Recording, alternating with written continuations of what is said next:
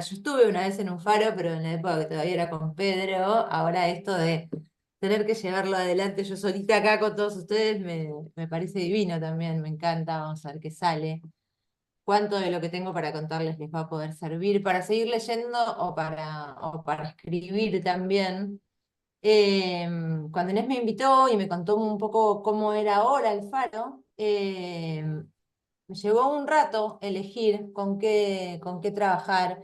En algún momento había pensado en trabajar con alguno de los muchos cuentos que a mí me fascinan o que me cambiaron un poco la cabeza como autora y sobre todo como cuentista, porque yo me defino claramente como cuentista. Lo mío es el cuento, es el género que me apasiona, que me interesa, en el que estoy siempre intentando como pensar, como ahondar en ciertas ideas, en ciertas definiciones que además a lo largo del tiempo fueron cambiando mucho alrededor de un género como este. Y no solo ir explorando como las distintas definiciones que se fueron usando alrededor del género, sino ir encontrando también un poco las mías, las que me sirven a mí, las que me sirven para leer y las que me sirven para escribir, que no siempre coinciden del todo. Y en esa búsqueda, y un poco también charlando con Inés acerca de lo que ya habían estado charlando en encuentros anteriores, sobre todo creo que fue el último, el de Mercedes, ¿no? El de Mercedes Halfon, y que tiene que ver con la cuestión de trabajar con elementos de la vida de personajes o de la vida propia. Eh, y ahí se me terminó de definir un poco por dónde proponer el trabajo, y fue cuando decidí proponerles a ustedes que leyeran este cuento mío, que se llama Oscuras, que está en el libro Seres Queridos, porque es un cuento donde mi propia experiencia, mi propia vida y sobre todo el corazón de la historia de mi familia más cercana, mi mamá, mi papá, mi hermano, está condensada ahí adentro, pero también está puesta en un montón de claves y metida dentro de un montón de cajitas y cajitas y cajitas de sentido y de elementos con los que yo fui trabajando para construirlo.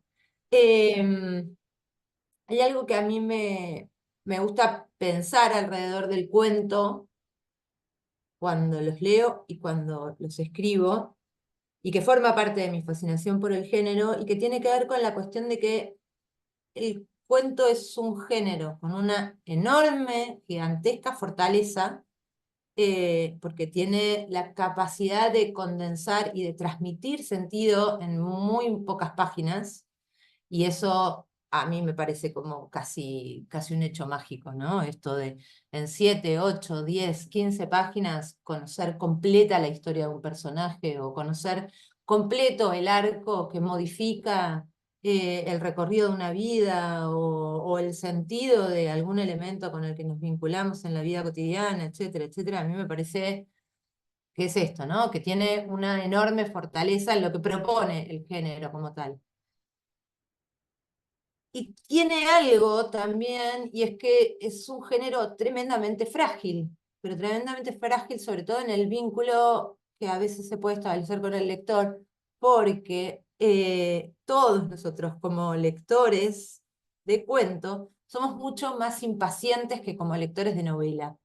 Si ustedes se piensan a sí mismos, cuando tienen delante una novela, y la novela tiene 300, 400, 500 páginas, abren el libro y empiezan a leer. Y quizás en la página 35 están aburridísimos, la están pasando mal, no les gusta la voz del narrador, se dieron cuenta de que la historia tampoco les interesa, ni por dónde empezó, ni por dónde, pero se van a quedar un rato más. Hay gente incluso que tiene una costumbre extrañísima, que es terminar todos los libros que empieza, incluso si la está pasando horrible, costumbre que a mí me parece un misterio rarísimo, pero yo sé que hay gente que necesita leer hasta el final lo que empezó. Y si lo que empezó tiene 478 páginas, van a leer 478 páginas pasándola mal. Sin embargo, con el cuento no lo hacen. Si empiezan a leer un cuento y tiene un párrafo, dos, en el tercero no están del todo enganchados, cierran el cuento y siguen con otra cosa, como si el pacto que hubieran establecido antes de empezar a leer fuera completamente diferente del que establecieron con la novela.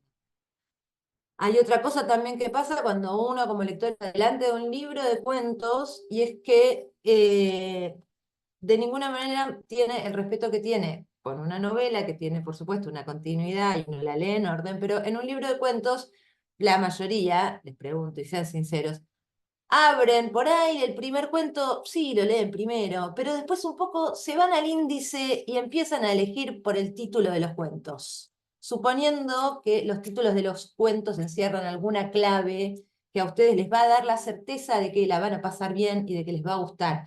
Y ahí de nuevo, ¿no? Esta fragilidad que establecemos con la fragilidad que tiene el género cuento en este pacto inicial, ¿no? Y es, todos los cuentos tienen que seducirnos por el título que se propone para que entremos a leerlos. Es rarísimo eso. Como si un cuento no pudiera tener un título flojito, pero ser un cuento extraordinario. Y podemos salir de la sensación de que leímos todo un libro de cuentos, cuando por ahí algunos los hojeamos, los descartamos porque el título no nos gustaba. Hay alguien que dice ahí porque era demasiado largo, y sí, por ahí dijeron, oh, 20 páginas, es un montón, 20 páginas. Me leo el de 5, el de 8 y doy el libro por terminado. Y son los mismos lectores que leyeron 478 páginas de una novela que no les gustó. Entonces, hay algo que está pasando ahí, ¿no? En ese vínculo inicial que establecemos con el género, con el cuento en sí mismo. Y es que esperamos muchísimo de los cuentos. Esperamos un montón. Y creo que esperamos un montón por esto otro que decía al principio, ¿no? Porque efectivamente es un género muy poderoso cuando lo consigue. Cuando uno lee un cuento, eh, pasa algo cuando uno lee un cuento que a uno le funciona, que a uno le funciona como lector, y díganme si no les pasa, son inolvidables. O sea, los cuentos que de verdad nos tocaron, que de verdad nos atravesaron el miedo en una nena de 5, 6, 7 años, para mí era un interrogante, era un enorme interrogante. Y yo no tenía manera de resolverlo, porque no hay manera de hablar con la persona que uno fue cuando tenía 5, 6, 7 años y hacerle esas preguntas. No hay manera de volver completamente a esa cabeza y saber qué estaba pasando. Y ahí fue cuando dije, yo necesito hacer algo con esto, yo quiero escribir algo con esto. Y empecé a hacer notas. Y empecé a escribir una versión. Y escribí una segunda versión, y escribí una tercera versión de ese cuento con el que yo quería trabajar la cuestión del miedo en ese periodo específico de mi vida, en ese momento específico de la historia de la Argentina y del Uruguay. Y no me gustaban. No me parecía que tuvieran ni la mitad de lo que yo necesitaba contar. No me interesaba la voz con la que se estaban contando. No me interesaba prácticamente nada de lo que estaba pasando ahí. Y dije, voy a guardar todo esto. Algunos me habrán escuchado por ahí, sé que Inés estuvo compartiendo algunas de las cosas que yo suelo decir y en las que insisto mucho, que es esto de, para mí la escritura no es algo que ocurre de una sentada en una primera versión y como si hubiéramos sido tocados por alguna especie de varita mágica, sino que para mí la escritura es algo que se va construyendo por capas, se va construyendo en etapas, y se construye resolviendo problemas, y no aplaudiéndonos porque qué bien que me salió en una primera sentada. Yo cuento siempre que para mí fue muy importante encontrarme con la descripción que hace Lebrero de los distintos momentos de la escritura, sobre todo los dos momentos de la escritura.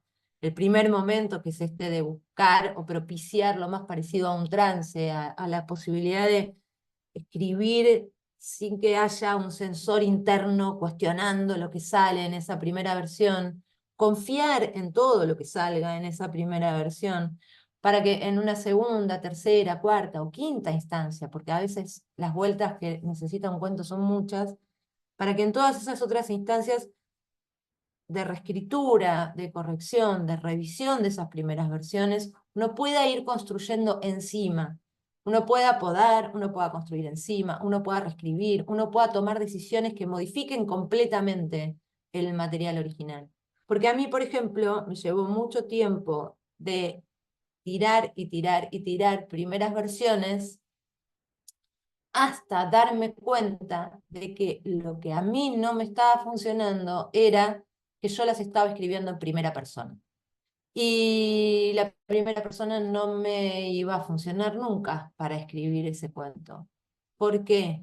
Porque, y esto fue lo que yo pensé en ese momento, porque la distancia que había entre la persona que yo era tratando de escribir ese cuento y pensando toda esa historia, y la nena que yo estaba necesitando para habitar la historia, para ponérsela encima y vivirla, ya no tenían manera de ser la misma. O sea, no había forma de que yo volviera a ser la misma Vera que había sido a los 7 años. La distancia que había entre nosotras hacía necesario que yo, para contar la historia, pudiera mirar a esa nena y pudiera contar algunas de las intuiciones que yo tenía sobre lo que esa nena había sentido, eh, y pudiera contarla también con la distancia que yo tenía a la hora de pensarla. ¿Por qué? Porque de nuevo vuelvo a esto que les decía hace un rato. Yo, cuando me senté a tratar de escribir esta historia, no tenía respuestas en relación con la idea de cómo funciona el miedo en una niña alrededor de todo esto. Lo que tenía era preguntas. Y si yo trataba de contarlo en primera persona, por supuesto que nunca iba a poder hacer preguntas. Iba a simular saber lo que yo tenía para decir. Y no era eso lo que estaba pasando. Lo que me estaba pasando a mí era que yo tenía preguntas para hacer y que la única manera de contar esas preguntas era alejarme un poco. En el caso técnico específico de ese cuento era contarlo en esta tercera persona, que al mismo tiempo no es una omnisciente, porque es una tercera muy, muy, muy subjetiva, está totalmente parada arriba de Roxy. No es una tercera que mira y tiene como una intuición como más abierta, está completamente parada en el personaje, pero no deja de ser algo distinto de ese personaje. Yo podía tener claro con qué quería trabajar, o sea, podía tener claro que en un mismo periodo de mi vida, el miedo estaba representado en elementos distintos. El elemento de lo que estaba ocurriendo en términos históricos en ese momento en la Argentina, y alrededor de esta figura que me quedó como muy oscura, bueno, oscura se llama el cuento. Cuando yo empecé a trabajar el cuento, lo que decidí cuando vi que estas dos historias funcionaban juntas, yo tenía idea de hablar de una determinada cosa. El sentido se me fue escapando a medida que yo empecé a escribir el cuento. Y ahí fue donde se fue surgiendo un sentido nuevo, que es el que a mí me encanta del cuento ahora, casi como si lo hubiera pensado otra persona.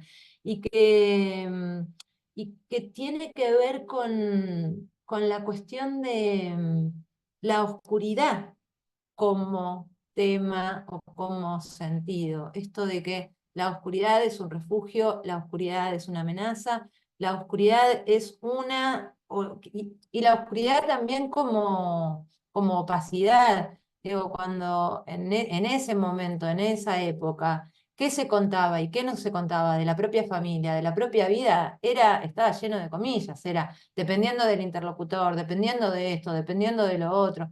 Digo, la mentira era una clave de salvataje y refugio. Hoy la mentira se convirtió en otra cosa, pero en ese momento la mentira era la manera de sentirse seguro en determinados ámbitos. Y la mentira es una forma de oscuridad, de acuerdo a los códigos morales que circulan en las sociedades, etcétera, etcétera. Pero en ese momento no. La mentira era la clave para mantenernos todos más o menos tranquilos y poder circular en el mundo tal cual como estaba sucediendo en ese momento. Y qué mentira, y a quién contársela también. Y bueno, y eso, en la cabeza de una nena de 10 años, en este caso ya el personaje, ¿no? Y por eso esto de poder tomar distancia, por ejemplo, para poder calificar a Roxy y decir que era una nena de 10 años, eh, que todos consideraban muy inteligente y que sabía qué escuchar de lo que le estaban diciendo y qué escuchar de lo que no quería que escuchara, también es una manera de decir, había entendido todo también de cómo funciona el secreto y de cómo funciona la mentira. Bueno, ella tenía mentiras con la madre, tenía mentiras con Nilda, tenía mentiras con la cantidad de cajones que hay para la idea de mentira, para la idea de oscuridad, etcétera, etcétera, cuando el mundo está como funcionado, a mí me terminó resultando como la clave en la que terminó, alrededor de la cual terminé escribiendo este cuento. Y sin embargo yo creía que estaba hablando de otra cosa. Yo creía que efectivamente estaba hablando del miedo, pero me terminé dando cuenta de que para mí, por lo menos, el cuento terminaba hablando alrededor de la cuestión de la mentira y del secreto, y de cómo y para qué se construyen, y de cómo y con quién se comparten, y de cómo y para qué, y de qué manera nos pueden o no proteger, o de qué manera o no nos pueden poner en riesgo, o de qué manera o no nos permitan contarnos quiénes somos adentro de este mundo que siempre está cambiando y que no siempre es del todo seguro.